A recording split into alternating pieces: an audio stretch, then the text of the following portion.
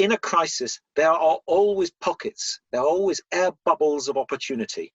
When you think you're drowning, swim around and find those bubbles of opportunity that you can breathe, and that will keep you alive a little bit longer.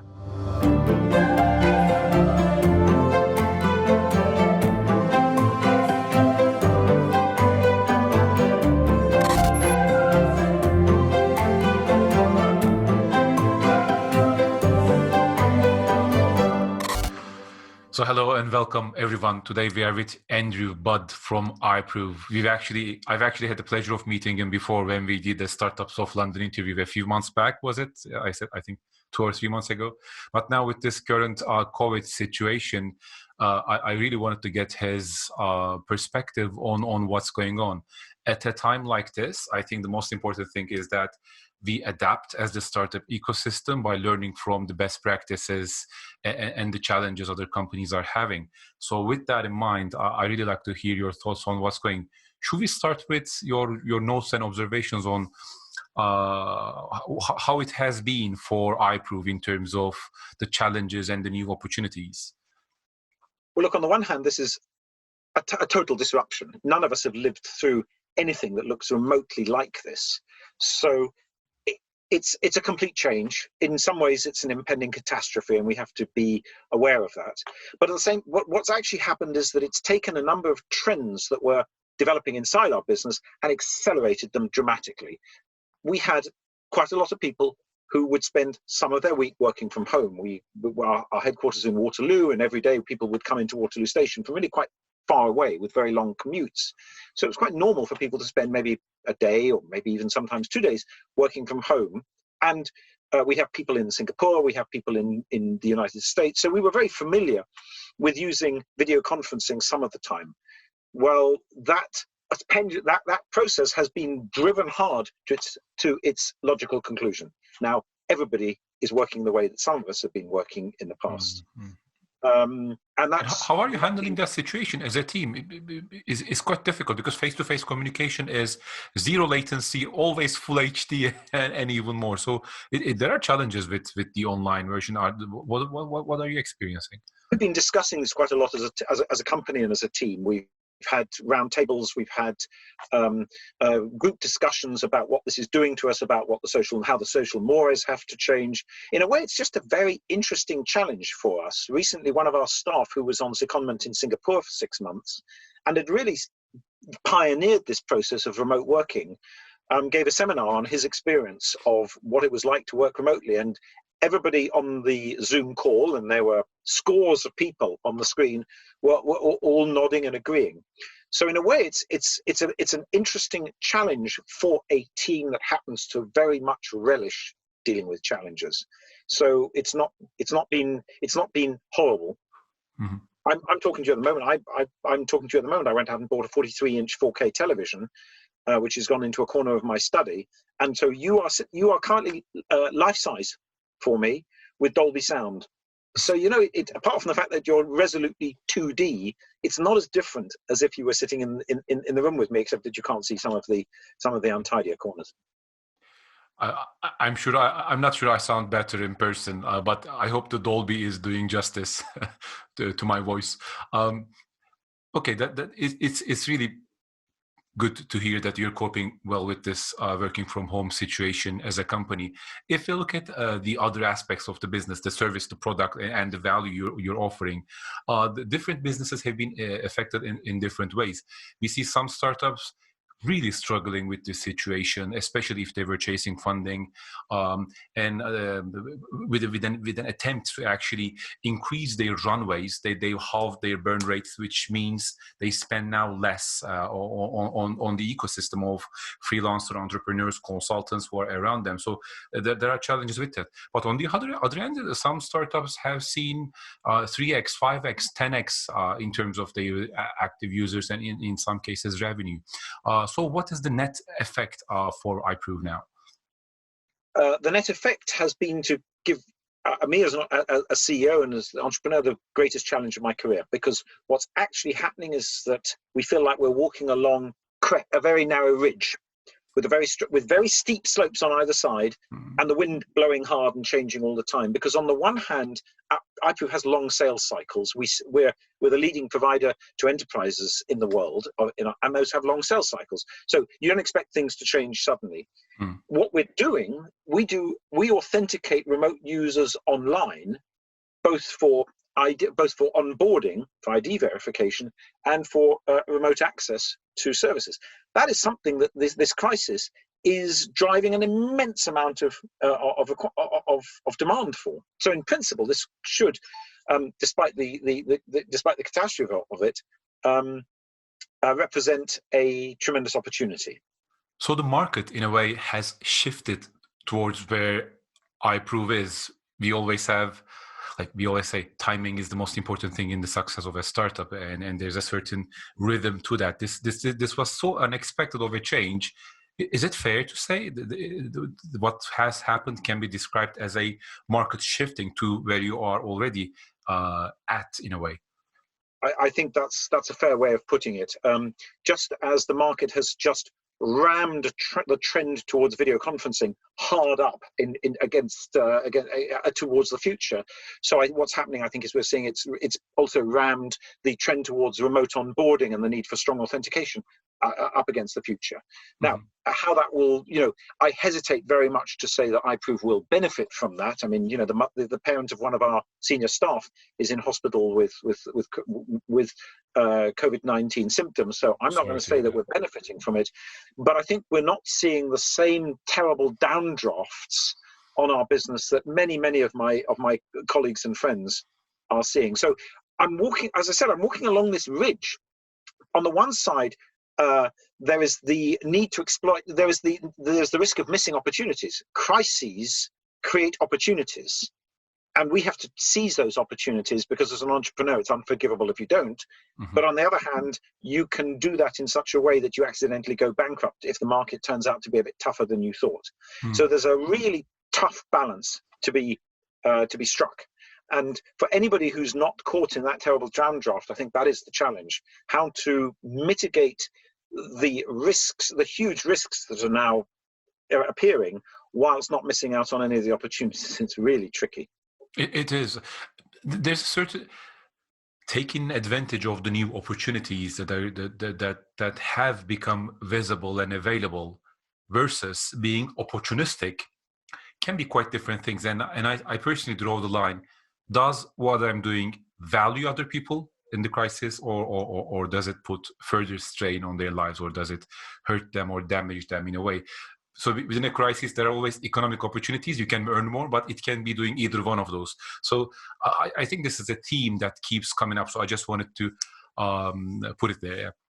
You're quite right. And at the moment, so I count myself lucky because I have a very resilient team. It's a very mature team. Even the youngsters, we're used to working from home. So the impact of working from home on people's mental health so far, in my judgment, has not been too severe. And at the same time, people are buoyed with the fact that they're doing something incredibly important. So one of our customers is the NHS, for whom we are providing remote onboarding solutions for the NHS log-on app. That is fantastic. People feel that they are making a direct contribution towards the national response to the coronavirus, and that's a tremendous motivator. And it means that even though people are stuck at home, even though it's a new way of doing business, it's not business as usual. There is a tremendous sense of purpose in it, and actually that's what keeps people going. The intensity of work has dramatically increased. Something about working from home has made everybody work harder. The fear that somehow we would be working less overcompensating in a way, maybe. Something about the fluidity with which video conferencing can be conducted. Something about the ease of scheduling meetings. Everybody is remarking how much harder they're working, how much more intense it is. It's interesting. Let's look further down the line. Once the dust settles, and I think it's very difficult to predict what's going to happen in a few weeks, months. I don't know if it's valuable at all. But in 6 months, in a year and a half, think about the London startup ecosystem. how do you imagine the scene, the structure we will be looking at, like in terms of funding, in terms of startups, and seeking bootstrapping, early profitability versus growth, funding-based growth, and neglecting profitability, investor optimism. So there are different dimensions to that. Also, the specific domains and sectors, industries in which startups are experimenting with. So what are your predictions about that? So look, I lived through the startup nuclear winter of 2001 to 2002. Anyone who went through that period will never forget it. We came within 20 minutes of bankruptcy in that period. What you discover is that a lot of people with businesses that are very exciting in good times just go out of business. It's a brutal grim reaper, but it also makes companies better because it makes them leaner, more focused. The guys who can't make it will learn and come back stronger in a few years' time, having been through this experience. The guys who do make it will come back as tougher, better businesses, more focused, more economically, more financially efficient, better positioned to deal with the upswing when the upswing takes place. I think that a lot in the startup scene today is very much focused upon the online world, and the online world is going to boom through coronavirus. Those bits of the online world that are very much about what we used to call in Paleolithic times clicks and mortar. That is the interaction between the online world and the physical world. I think they're going to have some struggles, and I think that funding is going to be very tight. I think investment funds are going to be very, very scarce. Whatever the VCs say, I think investment funds are going to be very scarce until it's clear not just what the coronavirus is coming to an end, but what the world after coronavirus looks like.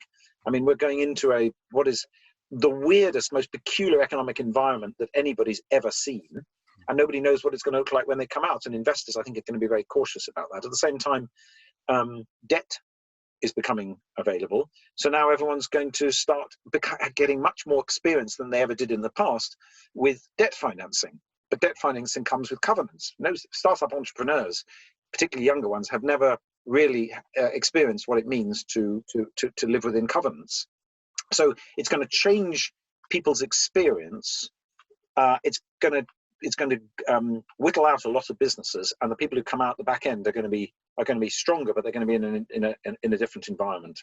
It is definitely fascinating at a sociological level to see the change, to at least try to predict what's going on, and there are always silver linings within this, and people have been talking about that. One of them was different generations adapting different digital and online technologies. So, of course, from TikTok to the Instagrams of the world, a certain generational demographic is using them already. But with this, different generations have been exposed by necessity. So that is at least one of the many changes that's going to happen. And with 50 to 70-year-old people's number increasing in these platforms, it's going to change. It's going to have indirect effects. So I personally believe there are going to be new spaces opening up, new opportunities.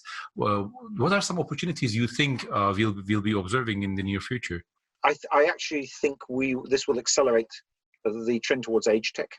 I don't know whether that's a phrase. It might be interesting. Yeah. You know, the baby boom generation is high risk and in many cases self-isolating. They, or I actually should say we, have a lot of the disposable income in the world, so we represent the future of a huge market. Up until now, nobody's quite. There have been ideas about what to do with it. I think coronavirus is going to teach some lessons very, very quickly about that. So I think age tech is one of the things that will come further into focus. I think that this will accelerate further the trend towards the development of digital twins. The digital twin is a strange phrase. I've been talking An about interesting idea. I've never heard of that. No, it's a weird phrase. I don't like it very much. The idea is fundamentally that you use smartphones as sensor platforms that extract data from a gigantic number of sampling points around the dynamic sampling points around the society. You stream that data back to central points where you build up extremely rich, sophisticated, real-time models of the world, which you can then study and observe and try to figure out what's going on and make decisions and choices about the world based not upon observing the real world or upon individual data points, but upon the observations on the model, which is fed by all this data. Possibly without the restrictions of ethics in that sense, because it's in a way a representation, not the reality. Yeah? Correct. That is also an interesting point. That's actually right. You will have avatars of people walking down the simulated digital streets, rather than but those avatars may have identities if there is face recognition. That's beginning to happen now. You can hear applications like this Zoe application, which is attempting to crowdsource information about the coronavirus, is a step in that direction, in trying to build up a big data powered model of what on earth is actually going on out there. And that's been a trend for a little while, but I think this is going to accelerate it. It's always very chaotic to understand what's going to happen, and it has a certain utility. But I'm always hesitant about overdoing it, and just going crazy with predictions doesn't always help. But I think this is certainly an interesting one, with people, some of them having cabin fever and wanting to go outside. It just makes sense. They want representation out there. Look, every major crisis, and I'm thinking about typically wars, have driven technology development forward at tremendous speeds in the areas that were relevant to the battle. Today, the key areas that are relevant to the battle is understanding what's going on with the virus, because at the moment we have a very imperfect view, if the truth be told, developing a whole series of life sciences responses to it. You know, the manufacture of reverse transcriptase is going to be driven forward 5 years over the next few weeks. So in the area of life sciences, there are things that are not part of the London startup scene at all that are going to effectively go through a Manhattan Project period over the next year. And cybersecurity, given that we're all online, that we represent the entire society now represents an unbelievably lush feeding zone for cyber criminals. So I think cybersecurity, everything to do with domestic cybersecurity, distributed organizational cybersecurity, and authentication, I would say that, wouldn't I, are going to get a tremendous fillip, because I don't think it'll be many weeks before the cyber criminals start discovering just how much fun you can have at the expense of citizens and employees by infiltrating the remote working environments that we've all got. This was one of the concerns with Zoom, actually, that it had some. Have you heard about that? Data security concerns, especially on chat messages, not end-to-end encrypted at all. I'm interested. When will we publicly hear of the first instance of somebody who looked exactly like a senior executive participating in a video conference, Zoom, Microsoft Teams, whatever, with a deep fake type of who turned out to be a deep fake cyber criminal? That cannot be more than weeks away. That somebody sat in. The idea is chilling, let me tell you. I mean, but definitely possible. It's probable. Probable. You know, I think because if people can if there is a compelling criminal business model to do something, then you can more or less be sure that somebody's going to do it. And the technology is all there to do it. We've been talking about it for about 3 years.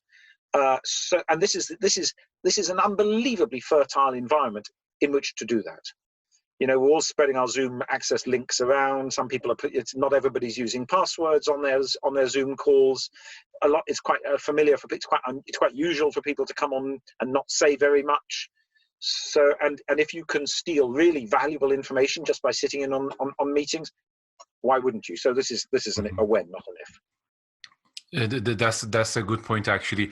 A lot of the private and secure conversations that go on behind closed doors and usual company offices are now being held online. But I'm 100% sure people are not paying the same attention to security concerns.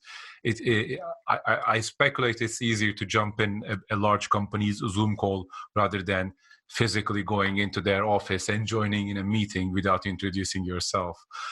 So with that in mind, I'd like to finish by asking you, what do you think are the differences in the way smaller businesses, especially tech startups, handle this current situation versus more legacy enterprise, larger organizations, in their both attitude, their agility to adapt to the current situation, how seriously they take it, and how well they will thrive if they can? I know the answer to that, actually, Ozzy, because I have several children who are grown up and are working for large organizations. That's a very interesting perspective. Yeah. One of them lives here with us and is working for a very large professional services, or a very large global professional services organization. Mm-hmm. I've been extremely impressed by how all of these organizations in different countries have responded and are making this environment work. That actually there's less difference in the way in which competent large companies, and I'm talking legal firms, I'm talking luxury goods firms, I'm talking professional services firms. That's my perspective on the world. On how well those guys have, those organizations, very large organizations and medium-sized organizations, have adapted to this new environment, but their teams have reacted with the same flexibility and, dare I say it, enthusiasm that my teams have reacted. Their HR functions have worked into this very smoothly. They're worrying about their people's welfare in the same way that I and we within our little company worry about people's welfare. Just to observe my grown-up children at work, they don't look very different from the way that I and my staff look. So I think there's less difference. There's less difference than there might have been with some other district. That was not the answer I was expecting, but I think it was very well put. It makes me think maybe the missing ingredient in larger organizations was not a lack of capability in terms of people managing this transition, but rather a hesitancy around making big decisions, going back to the idea that you just need one yes as a startup to do something, but you just need one no in a large organization to not do that. So it's quite difficult to change direction, but once they had to change direction, they can be quite capable as well. I think that's right. I mean, and interesting enough, I think the real change in the startup environment, which I think is going to be potentially the redimensionment, if I can put it that way. Sorry, I spent so many years in Italy that occasionally I come up with words that aren't English. It sounds better in Italian, I can imagine. Yes, the downsizing of the office and service office market in London. The office and service office market in London has been a tremendous growth point. iProov's offices are in the largest WeWork building in the world, opposite the Waterloo Station, and they're lovely.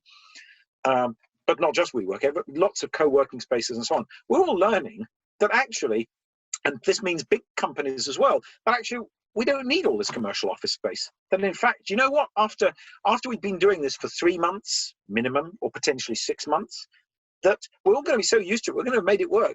Why on earth do we need to pay vast amounts of rent to do exactly what we're doing? It's a realization WeWork probably doesn't want people to acknowledge. And a lot of people think in zeros and ones in situations like this, but obviously you don't and I don't.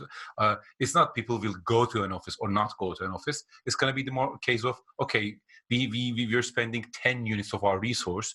We still do need these physical interactions, but I think three out of 10 would suffice.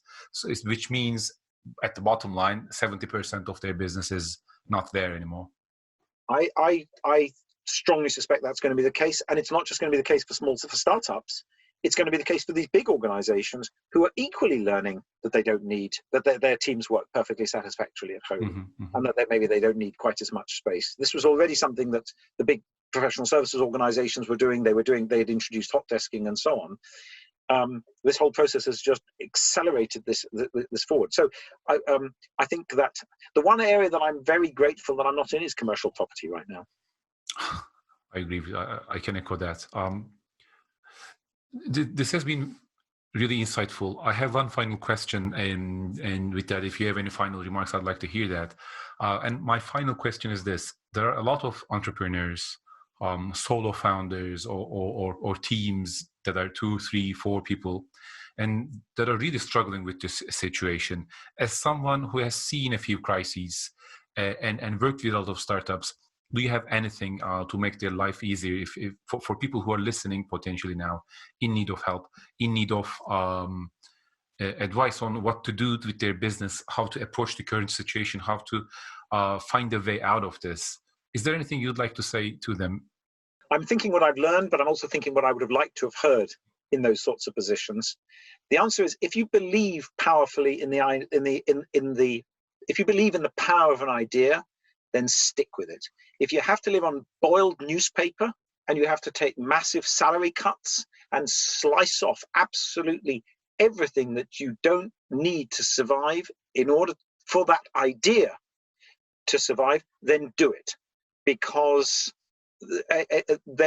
better days will come, and your idea, your passion deserves to live deserves to survive the journey to those sunny uplands.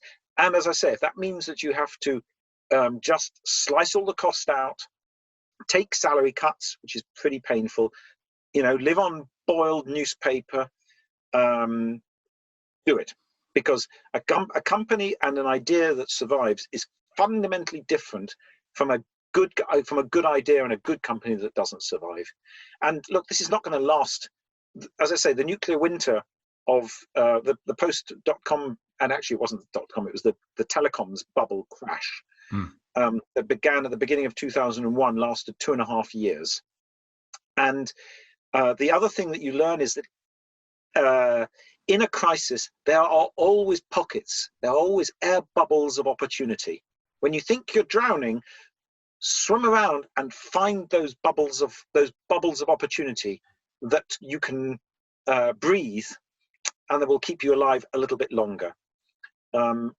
We came about 2 weeks after we nearly went bankrupt.